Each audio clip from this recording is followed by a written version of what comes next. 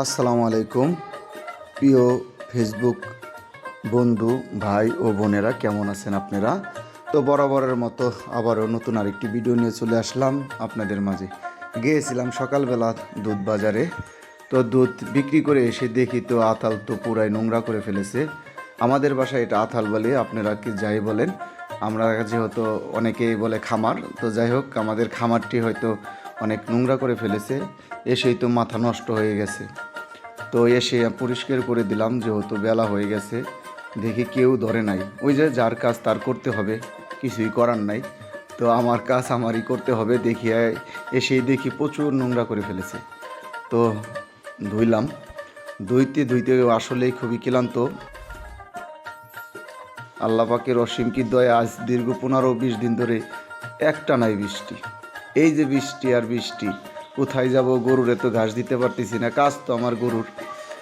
তো এই গরুরে কি খাওয়াবো, কি করব, দিশেহারা।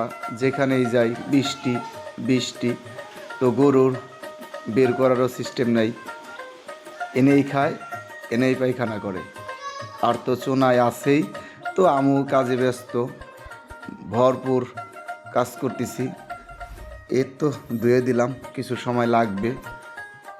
ধুইতে ধুইতেও নিজেও ক্লান্ত হয়ে গেছি, কারণ দিনে 2-3 বার বৃষ্টি। ওই দেখো, এই পানি খাইতে চাই, কত কি করি।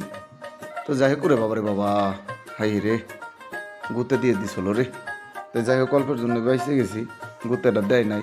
ময়লা হাত দিয়ে উঠে দিছি, কাজ তো নিজের করতে হবে। আসলে অবহেলার মতো কিছুই নেই, এটা যেহেতু নিজের, আর নিজের হলে তো নিজেরই করতে হবে। তো করে দিচ্ছি।